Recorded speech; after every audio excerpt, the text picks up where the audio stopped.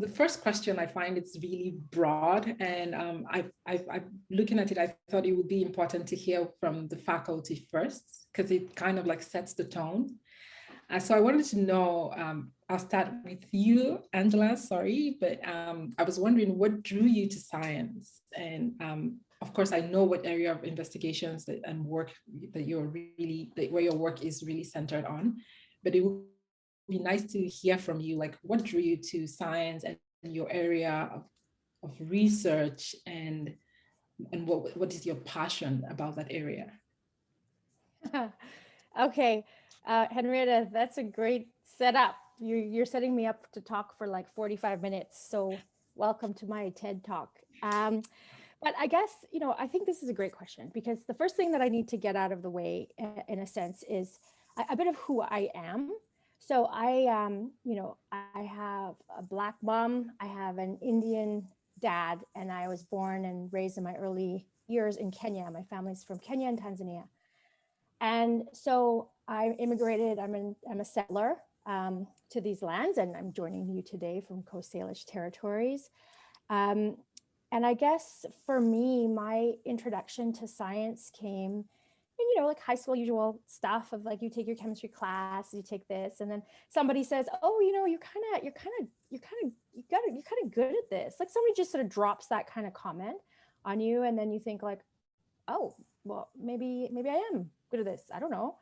But the way I was raised was a bit like, when you grow up, you choose a career that has like, you could look for a job ad and like you would see that career in job ad. So that's like, you try to be like a nurse or like a physiotherapist or or a doctor or something that has that kind of title. I didn't really know about pathways to research. I didn't really know about that you could study the science, maybe become a researcher and maybe become somebody who worked at a university, but that there was this whole other range of career pathways in sciences that I just didn't have any idea existed.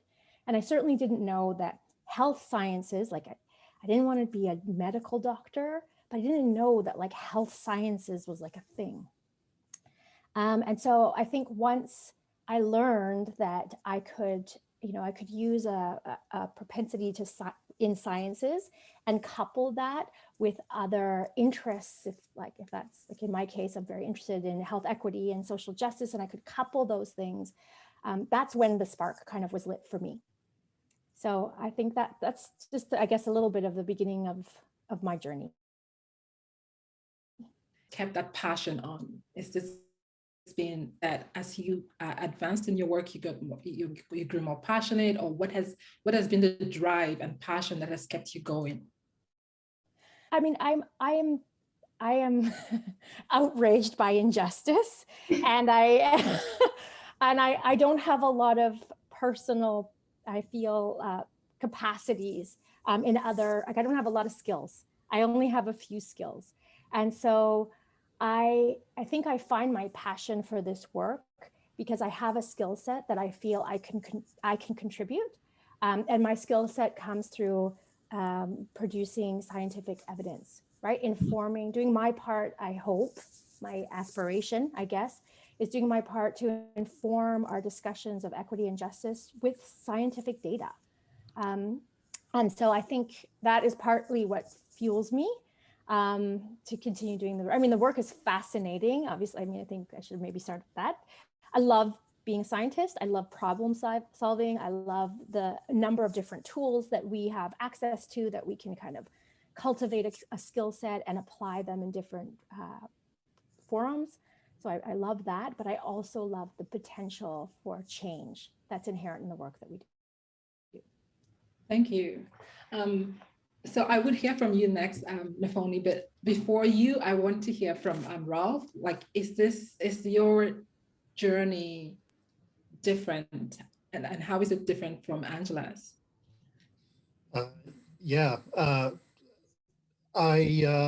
It is different, I think. I think there are probably some similarities as well. If Angela and I, sat over dinner, I think we could have a things I would love that we experienced that were very, very similar.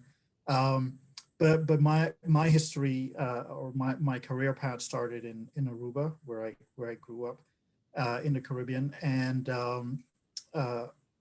in my case, the exposure wasn't so early on as Angela described. It was more the knowledge that coming from an island, one would have to move away, most likely, if one wanted to pursue certain sciences. And in my case, Aruba being a former, well, it is sort of still a Dutch colony, basically the predetermined pathway of moving at some point, in my case when I was 18, moving at some point to the Netherlands to continue my studies.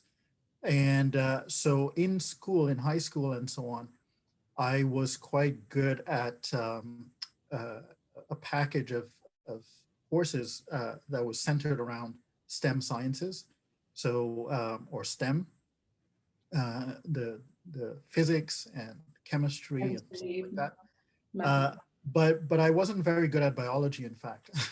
My grades weren't that good, but we did have quite a good instructor, and his style got me really interested in believing that it was something that I could pursue. In any case, long story short, I ended up in the Netherlands, wanted to do biotechnology, but at the time there were many co-students who were going into that field, and I realized that it would be very competitive once we all were done. So I realized my passion was actually not so much the biotechnology aspect, but more the microbial aspect. And through pathology and some microbiology courses, I grew a passion for medical microbiology. And then later on, in sort of the type of work that my lab now does, antibody responses to pathogens, and from there, how these antibodies protect against pathogens and infection. So that's really what got me going and what keeps me going. The interest is similar to Angela. I love discovery. I love reading about discovery. I love being inspired by discovery. I like, as a colleague of mine once said, being in the lab and being the first one to get a result that no one has seen before, and really understanding what the implications are. It's unparalleled, I would say, pretty much. I mean, there's some other things that rival it, but that is up there definitely. And yeah, so it's just the interest, the general interest in scientific discovery and the things that go with it. Thank you. I'm curious to know, so I've heard from the people who have become like experts in the field. And so I would ask you, Nafoni, now, like, so that we hear from both ends of the college spectrum. So Nafoni, why sciences? Why not, I don't know, arts or? Yeah, for sure. Well, I personally grew up with a parent who was really chronically ill. And not only that, they didn't speak English as their first language. So I spent a lot of time going with my mom to doctor appointments in the hospital and trying to, translate what the doctor was saying to her in terms of medication and treatment plans. And so I spent a lot of time around hospitals and health professionals, and realized that it was something I was really interested in, something that I wanted to pursue. But at the time, I was really focused on pursuing a medical degree, because that was when I thought of science and when I thought of the health career. All I really thought about was a doctor or a nurse. I didn't really know anything else besides that. And it wasn't until I actually started university. Originally, I wasn't a health science major, but I took a health science class and I was immersed in this new world of health that was a lot more people focused than what a general medical degree would give me, and able to kind of help people in a way that was more preventative than after someone got sick, like with my mom. So it really drew me to sciences. The experience with my mom in sciences was knowing kind of help people in a way that so fulfilled my passions of social justice and um, trying to bridge health inequities between different demographics and things like that. And how has that been for you so far? Do you think that this passion with which you got into science, is it coming together for you? Or what has been your experience in your 4 years in health sciences? Yeah, I think that it has come full circle because not only am I working towards a degree that can help people in the way that I wanted to do originally, but it kind of bridges my other passions together as well. Like I'm really passionate about like working with Black women, for example. My passion is working with Black women in terms of their reproductive health or mental health issues. And I think that I'm able to do that a lot more effectively with a health science degree than I would have been able to if I just became a medical doctor. Interesting. Thank you. Thank you, Lafoni. Okay. Giselle, I was wondering if you could tell us how the opportunity to get into sciences came about for you. Is there a story around that? If you could share that with us? Yeah, I had no idea I was going to do health sciences. I just got an opportunity because when I was doing high school, I was interested in biology. Mm-hmm. I grew up as a curious child. I wanted to know everything, like to understand, well, why is that thing happening? How can we change it?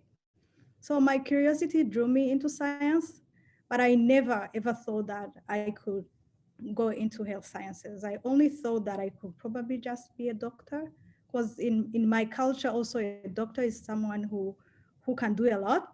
So I grew up seeing doctors in the neighborhood being so welcomed everywhere, very respected, and they help everyone. So I thought that I could be that person who could help others.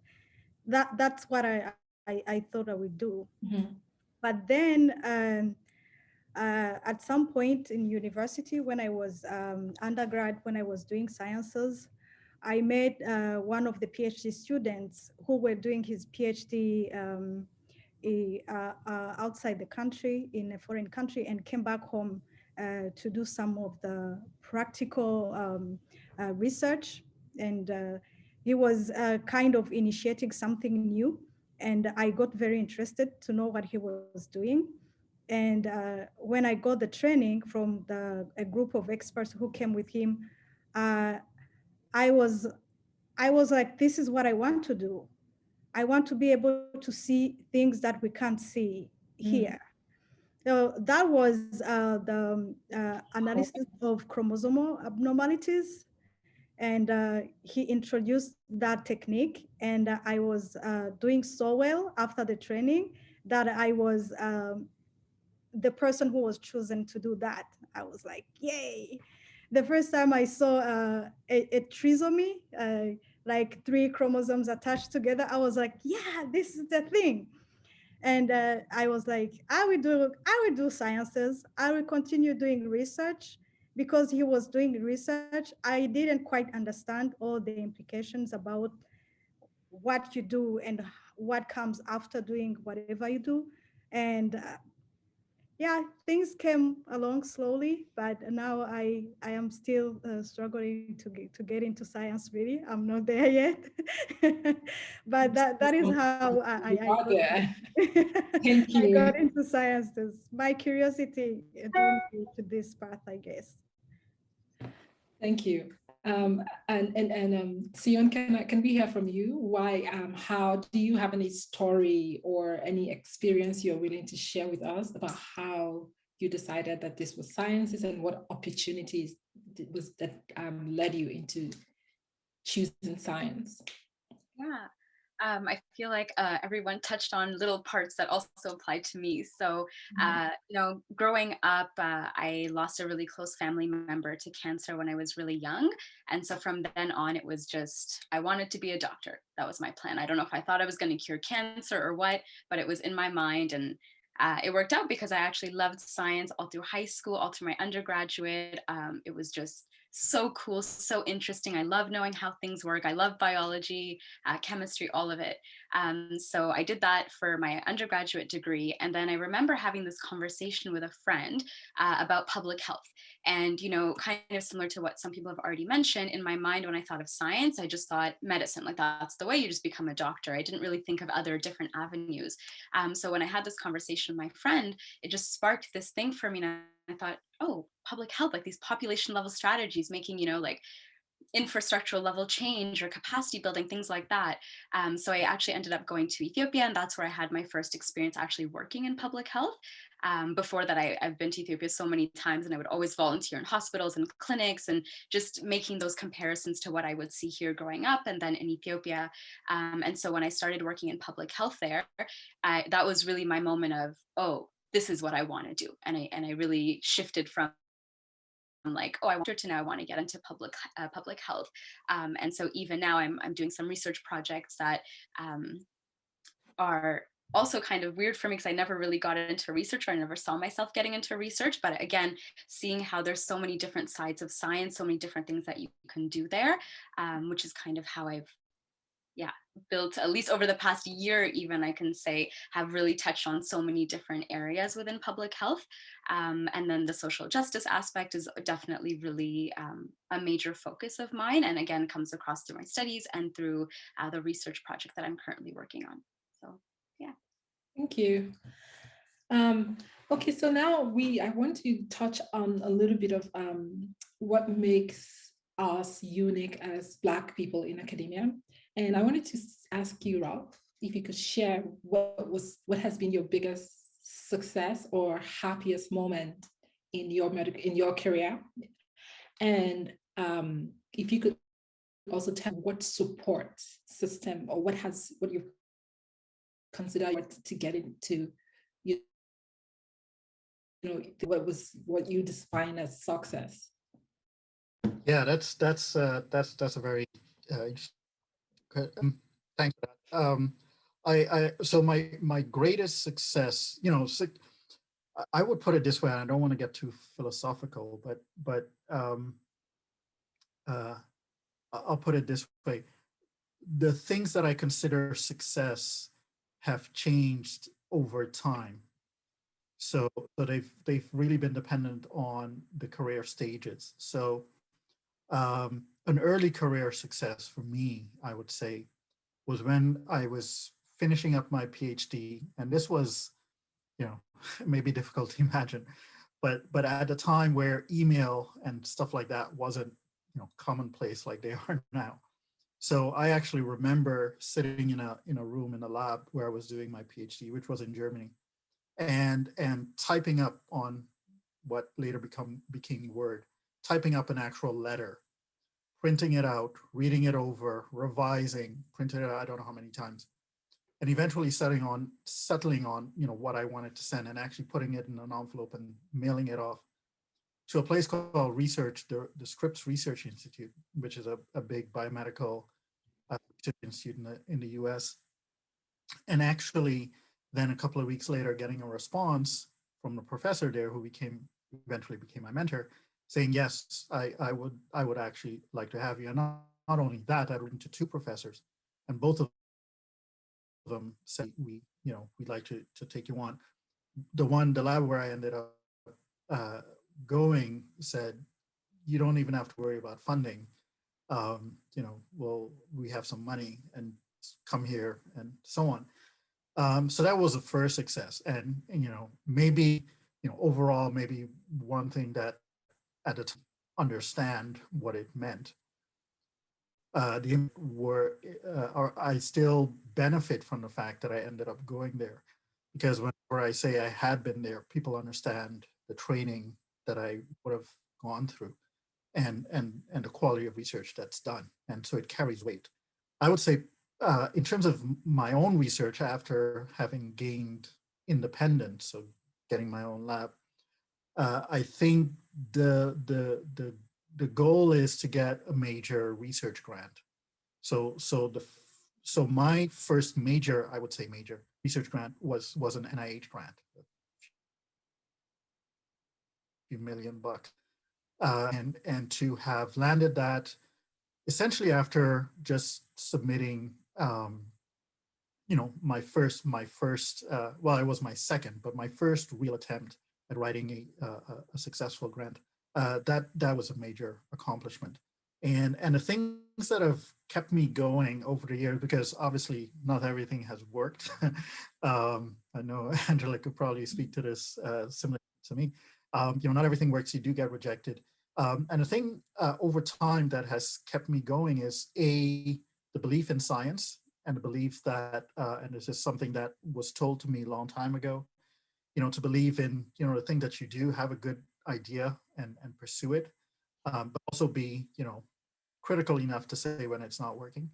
But then also, in the end, family now and support systems, personal support systems that, staying up late at night, working through the night to get a grant done, to get a paper done, those things, there need to be people who, family, who are going to support you through that, who are going to say, okay, they're going to, take a step back so that, I can have the success. So, have people who are understanding. I mean, my partner, she used to be in science. She's still sort of in science, but does other things now. So she's very understanding of the life and the requirements. And so if I say I need to go in on a weekend, she understands what it means, and that we just have to give up some time to do something else. So those things are the things that carry me through, and probably will till the end. Well, thank you, Ralph.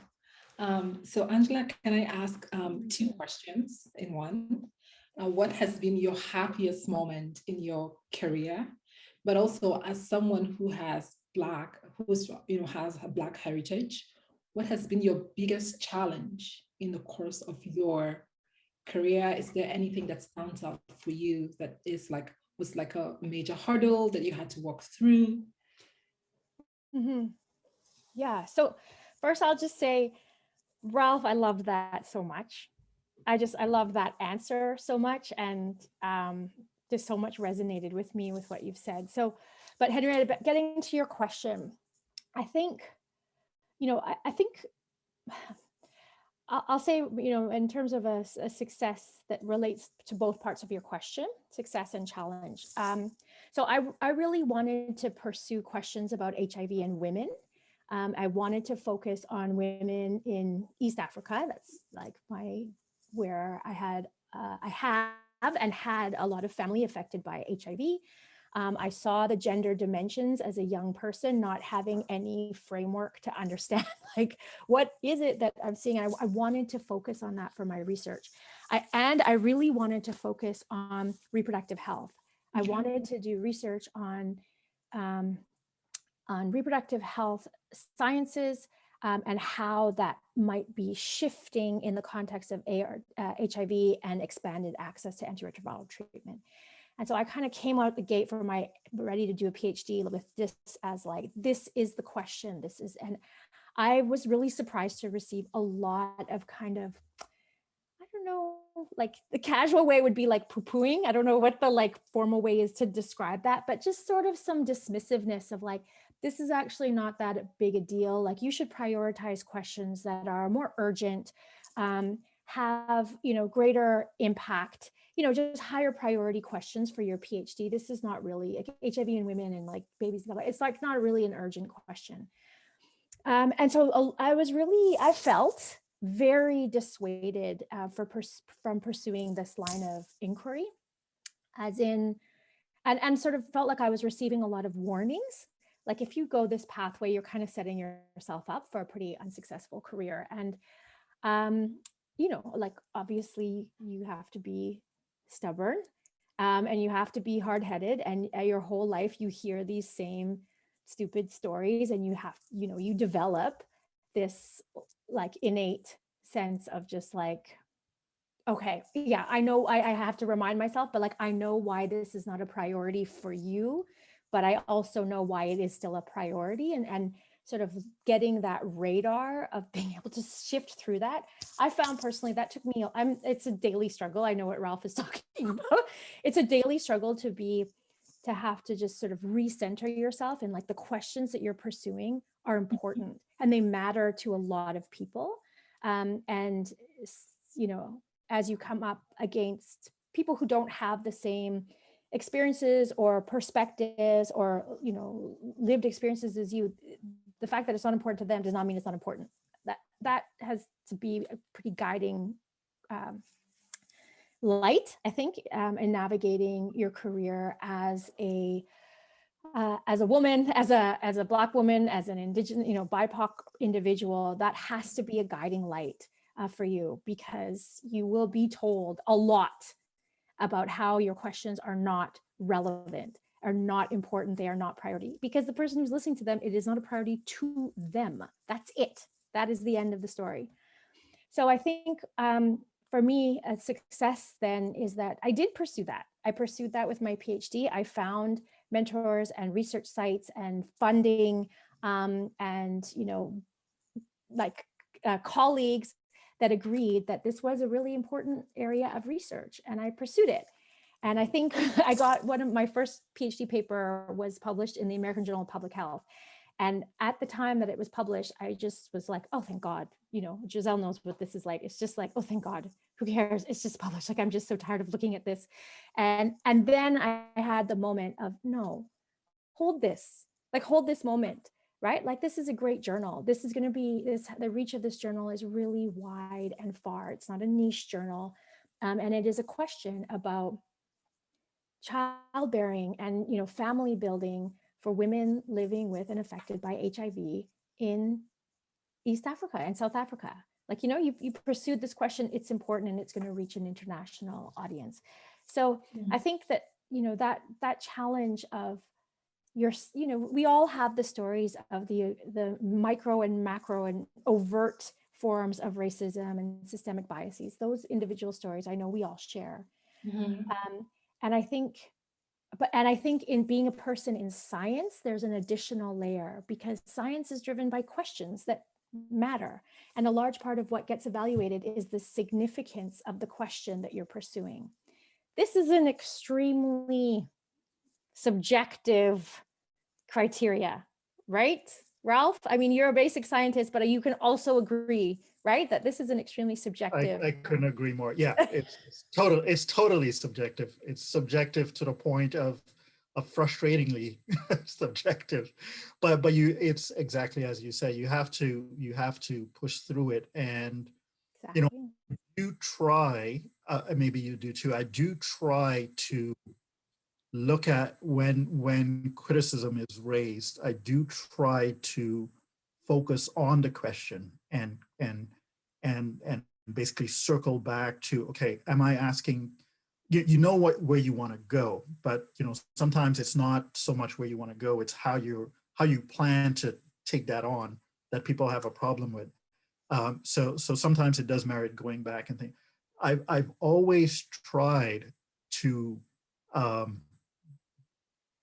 make it about the science, but I am very cognizant that in some cases it goes beyond that. Beyond that. It's about the specific person asking the question, not necessarily the question or even the goal for that matter. It's just you've asked it, and you know, your racial history and all that and that's when it becomes, I think, difficult, because you don't want to focus on that. You want to just focus on the science, because the science is what unites us. But you know, when there are other issues, then it becomes quite a challenge, because it becomes sensitive and it's difficult to address. And I've had you know, reviewers and people who are, you know, doing the critiquing say, oh, you know, why don't you go work with person so and so? You know, you'd be more successful if you were working with a certain person. Where you think, well, what's wrong with me just doing it on my own?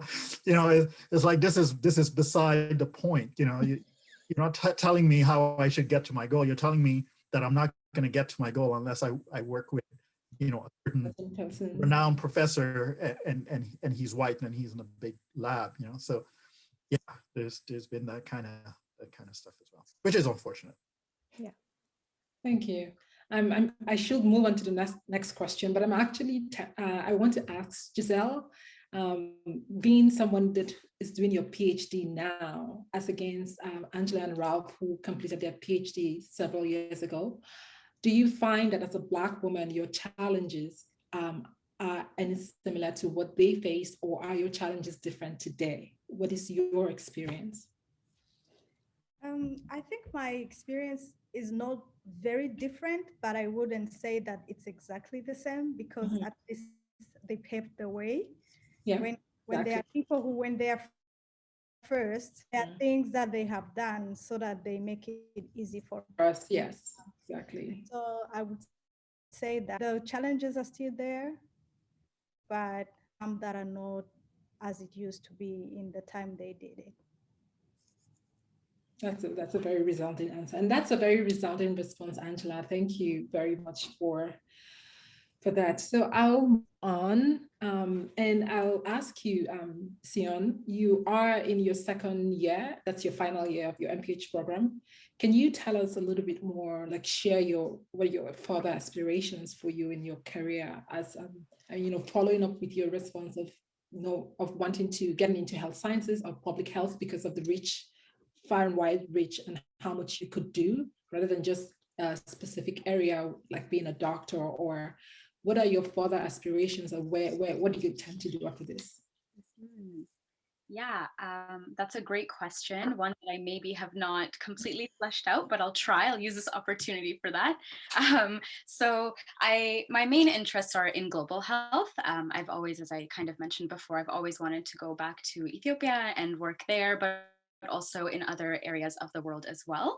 And one thing that I have found so far, both across my studies and also just through like research and through work that I've done with different people, is that there's this narrative that we have of global health, and it's about us coming from here, from Canada, America, Europe, and then going to these poorer countries in Africa and Asia, for example, and kind of imposing our own views and impose to advance some of the work. And so in that sense, what I want to do in global health is kind of change that narrative that we need to embrace local expertise. We need to work with local communities, local institutions, and organizations, and actually learn from them, because there's so much that we can learn from them, but it's kind of a problem that we have in academia, I think, from time to time. So that's one thing I can say. Another thing is that, again, with the way that global health is kind of set up, is that we go in and we don't really create that are sustainable, or we're not empowering those local communities and building their capacity oftentimes. I know now, like today, things are changing global health, but that's, for myself, what I see myself doing is really to work with those communities to build that kind of capacity that is so vital to the success of the world, quite literally, right? So yeah, I think, and so for example, I'm doing some research. Again, I mentioned that I never thought I would see myself in research. And I think that's part of it, is because we have this idea of STEM or science, you're thinking, oh, somebody's in the lab pipetting, or, and that's the only version of research that you envision, right? I see Giselle nodding. But through, actually, I'm working with Dr. Kaida, and I work in like community-based research, and it's so different than anything that I could have imagined. Absolutely. Like, it's incredible, and I love it. And I think it's so important for us to do those kinds of projects, and for myself anyways, specifically for what I want to do in my career, to be able to work with in those communities. And I think, sorry, just one thing I would kind of like touching on the previous question as well, of like what is like happy moments, of working in. And one of the moments I'll never forget, or the experiences, is when I was working in Ethiopia, and a little station in a village somewhere on someone's front lawn, and you'd have all these kids come over, and they want to work with you, they want to help you, and just having those interactions, it was just so meaningful, and again, just really reinforced the work that I want to do. Thank you. I mean, the way you started off really resonated with me too. Similar to the white savior mentality, it's not just saying that it's the white people, it's also people who like us. And because we're bringing our research or our expertise from the Western world, we go back and we feel like the people who this countries where are not, there's so much we could learn from them, and that's really true. So thank you for bringing that up. Nafoni, you are just about to complete your undergrad, right? You're in the 4th year. So can you tell us a little bit more about your further aspirations? Where do you think you would go with your passion for science? Yeah, to be honest, I think my career aspirations change pretty frequently these days, because I meet new people in public health, new professors, new professionals who kind of show me different sides of public health that I never really thought about, or I get to experience new topics. So it's kind of changing all of the time, but as of right now, I'm really interested in program implementation. So what my career aspirations are now would look like creating efficient, tangible programs for specific demographics to work with their health inequities. And right now, with the job that I'm working in, I'm a program coordinator for working with like domestic abuse and resiliency programs and mental health programs.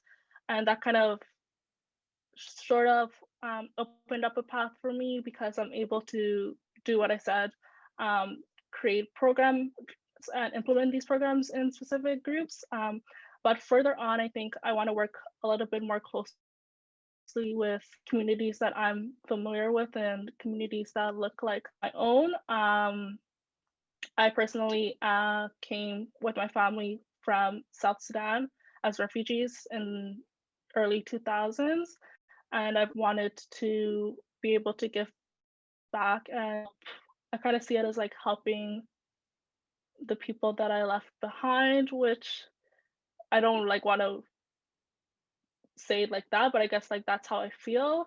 And trying to pave a way for them that they necessarily aren't able to do right now. But I was fortunate enough to have a have a way out, I guess, saying from like poverty and war and all those things. So trying to kind of make it easier and break down the barriers that they have currently, so that they can have a little bit of what I've been fortunate enough to gain.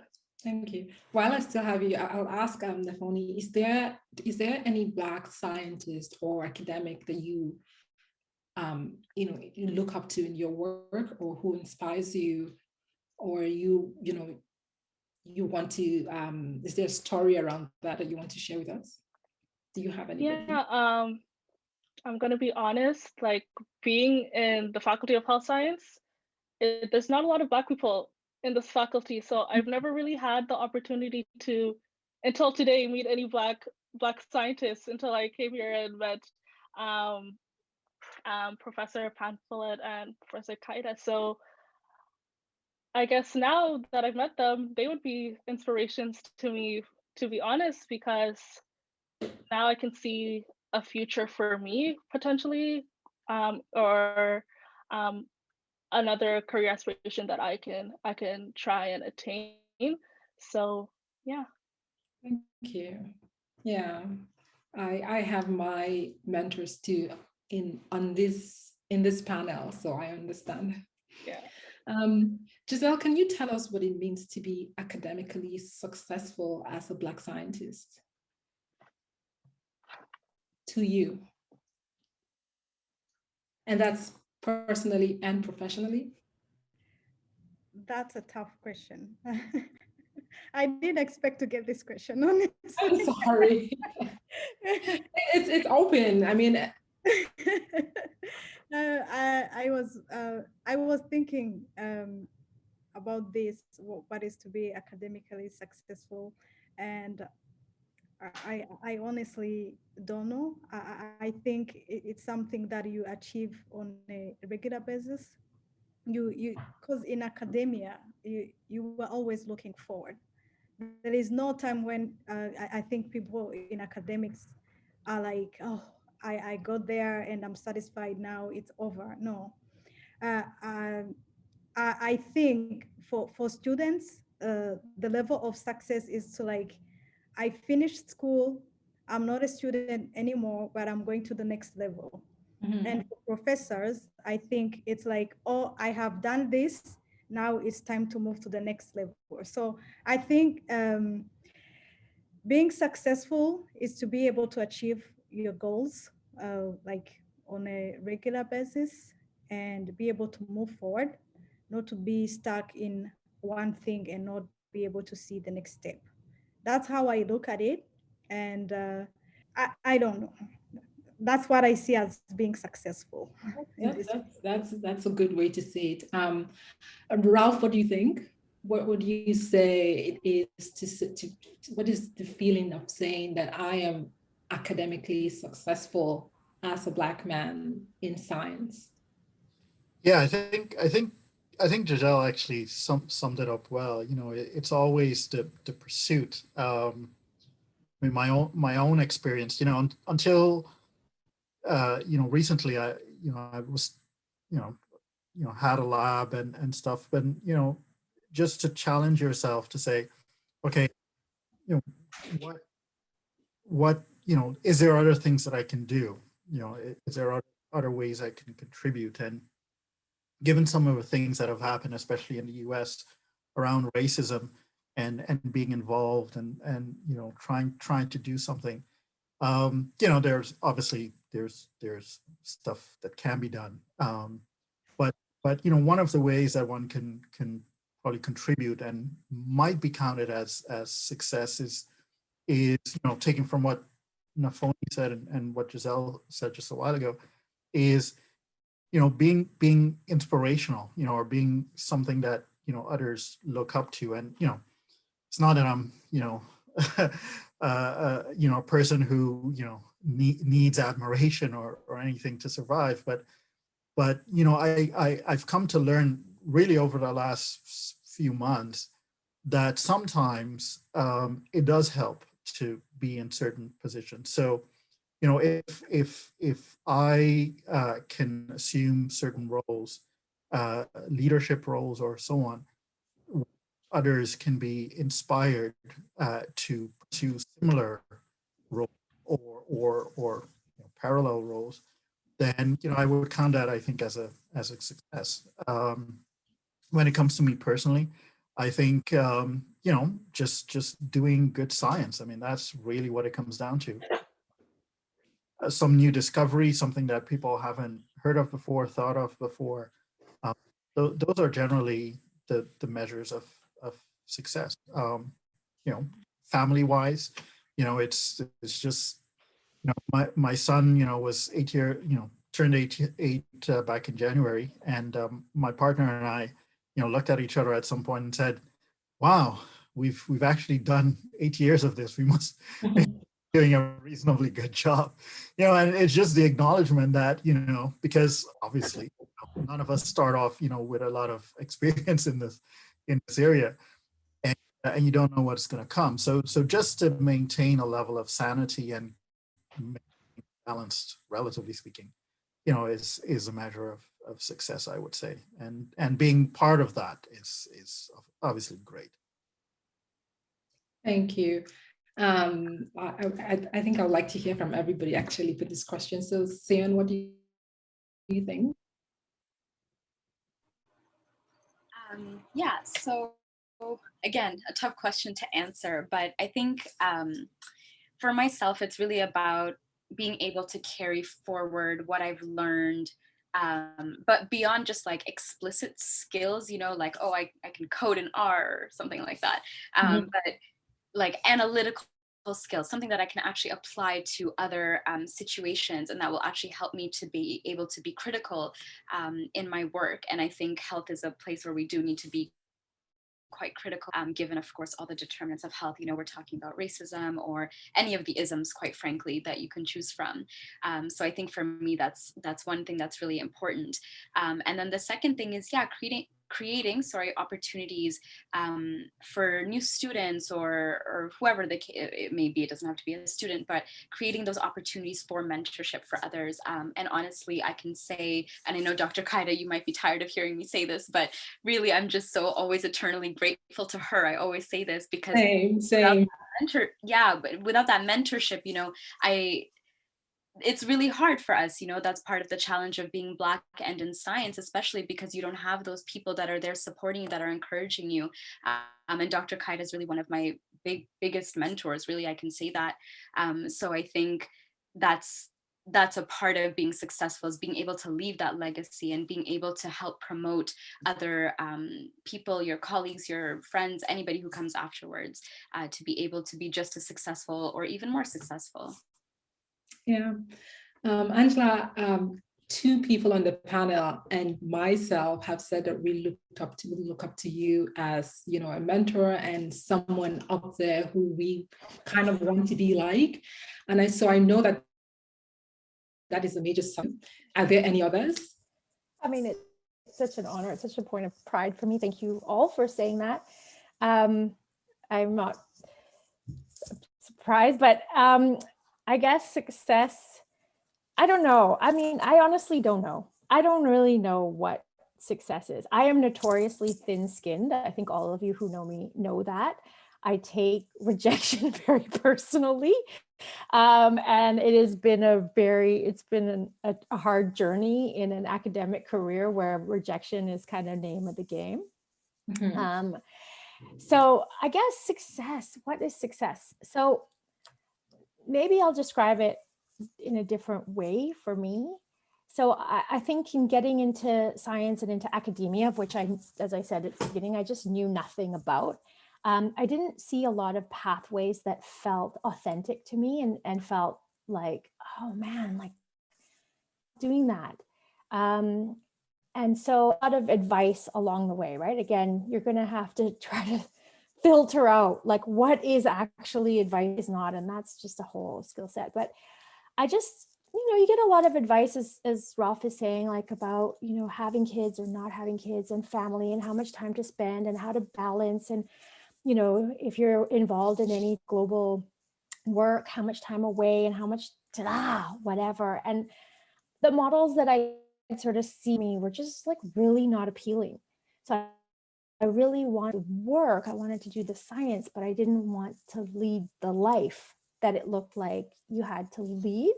Giselle, you know what I mean, for sure, right? And so I think, you know, in some ways, my personal success comes from feeling like I have a life that I also love, and I feel like it's a pathway that I didn't really see, but I was fortunate and supported and mentored in a lot of good ways to find a pathway to still be, you know, Black woman in science and still contributing and still having the kind of academic success that you need to have a job, but also have the kinds of impact that, you know, we're doing this work for another reason, right? So, you know, I'm committed to sexual and reproductive health, and I want to impact, you know, I want all women everywhere to have the sexual and reproductive lives that they want and they deserve. And so I feel like I'm not at the end of my career, but where I'm at right now, I'm feeling a sense of, maybe success is not the right word, but I'm feeling a sense of like, okay, yeah, a little bit of maybe a little bit more calm. Maybe that's almost as the best I can say. And about just the pathway that I've been on. And I think my other point of success, I think that's why I love our trainees. I love, you know, your generation, the generation that's coming up. I feel I'm so challenged by your ideas and your brilliance and your, like, you know, your motivations, your passion. I truly am so like, you guys like really challenged me a lot in my own thinking, but I'm really excited for, I really truly am excited for science. I'm excited for the types of questions that are being opened up by having all of these new amazing voices as part of the conversation, and all the ideas like where we can go to. So I find, a marker of success in my own pathway. Yeah. Thank you. And if only you are still into or what we will consider an early phase of your career. So we want to hear from you. What would you consider success in that you have had so far, and what would you consider successful going forward? Yeah, success so far, I think that one thing that I really feel like is indicative of my work and shows me that I'm on a good path is when, I have my little sister coming up to me and choosing me as a point of reference to ask questions or gain insight on, my sister's 17 in high school. So she'll ask me questions about university or questions about my job. And sometimes I'm like, oh, like, why are you asking me? I'm like 4 years older than you. I don't think that I have a lot more knowledge than you have, but like from her eyes, she's seeing me as someone who has journeyed through a path that she also wants to one day go through. And I think that's really inspiring to know that she looks up to me, and the people around her will also ask me for, I guess, advice, her friends and things like that. So I think that's, for me, indicative of my success, that it's like, oh, I kind of haven't gotten my degree yet, but I made it so far. So that's successful for me right now. Success going forward would be to get my degree and finally walk the stage and just be able to be proud of all the hard work that I've put into this degree. And it's been a long and hard journey, as I know a lot of you can relate to. And I think being a Black student has been also really hard, because there's not always the kind of supports that I think that other students may have, like in the classroom, having to deal with like very discriminatory remarks made by students or by other professors and things like that. So I think just having the resiliency and the ability to persevere through all of that has been, or will be, when I get my degree, a marker of success for myself as well. Thank you. I think that you set up yourself for the very next question, talking about how your younger sister and her friends come up to you to ask you questions, and and you considering that as a successful part of your career. So if these people, like your younger sister and her friends, asked you, approached you for advice about going into STEM or getting a career in science, what would be your advice to them?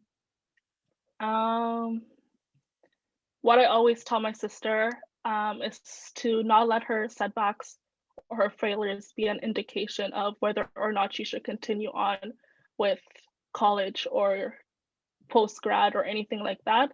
Don't let your failures hold you back from continuing on, because I think it's especially important, especially for Black students, to hear, because we often, like I said, lack support systems in the university setting when we're trying to navigate it. And it makes our failures seem a lot more detrimental and jarring, even though all students go through failure. All students will fail a midterm or fail a class or things like that.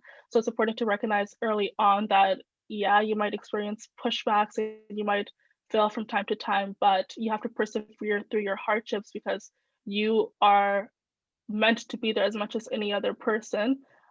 So yeah, that's what I would say to. And when you talk about in science specifically, would you say to them that, oh, a career in science is, what would you say to them about a career in science? Would it be a career that will, have jobs, or, would help people in specific ways? Or I'm just curious to know what you think about that. Yeah. I would say that a career in science is a career that's going to open up a lot of doors for you. And the possibilities are so endless with science, because all of us in this room have a science degree or are in science, but all our passions and our interests vary so much. And I think that acquiring a science degree kind of just is a stepping stone to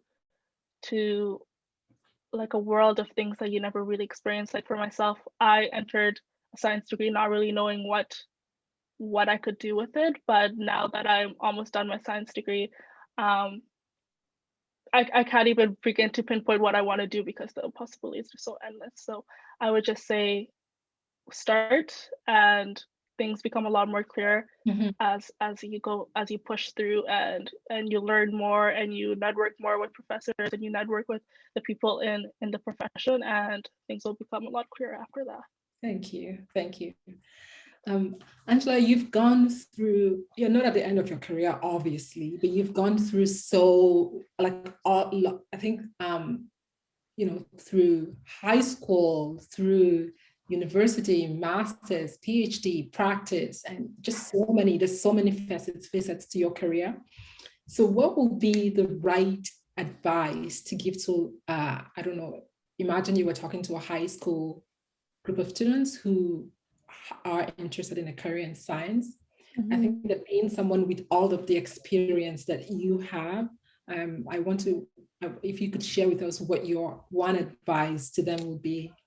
God, I mean, right now, my one advice would be talk to Nat was a perfect response. Like, don't listen to me, talk to her.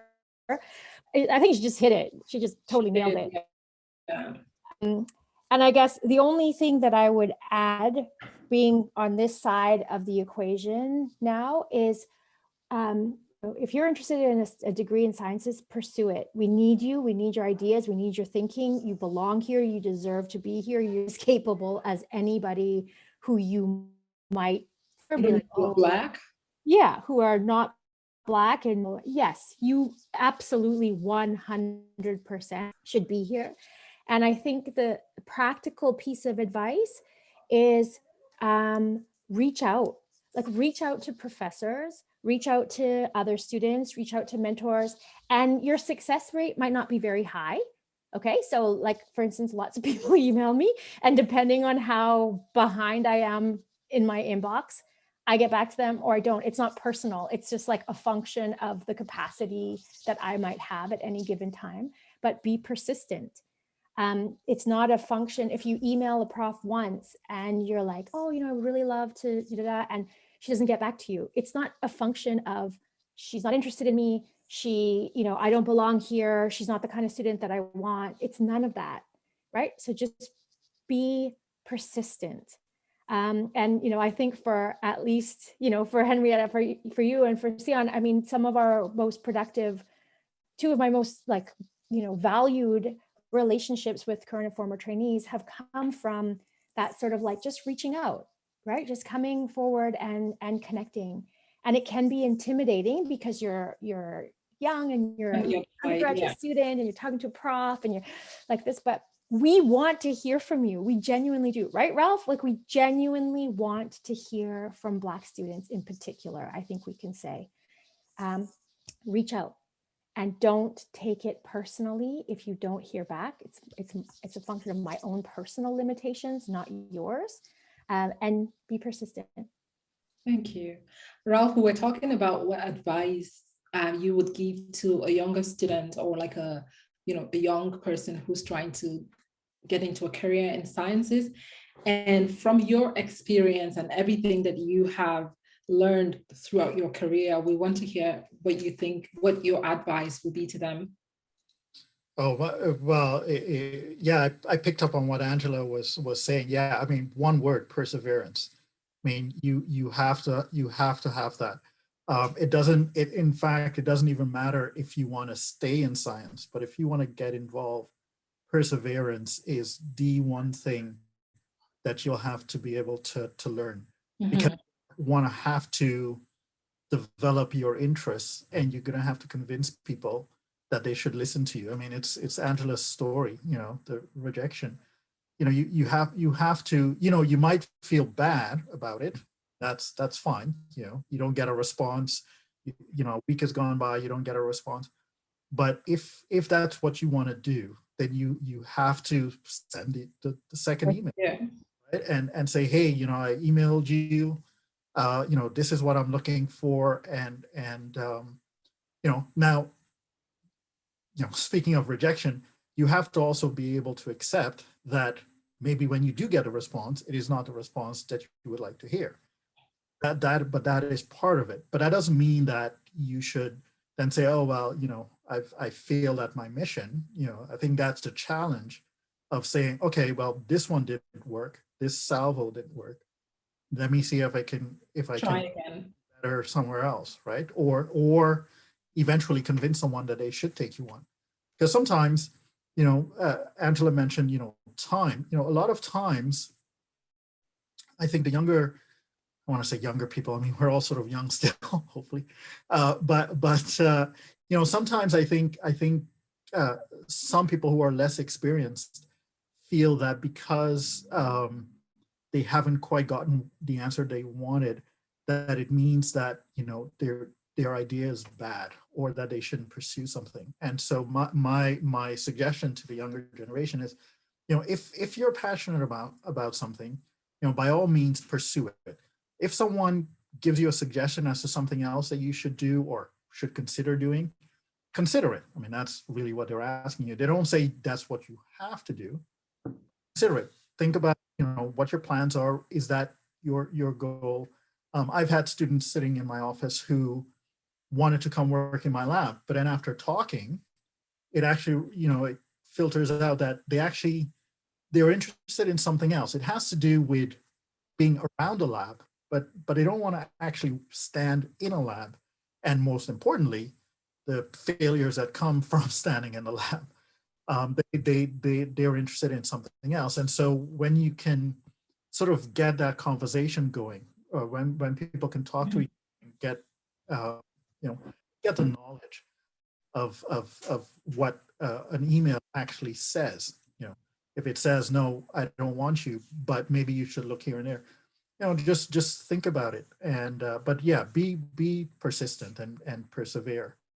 And especially, given, the forum that we're in, especially as a Black person, I would say, persevere.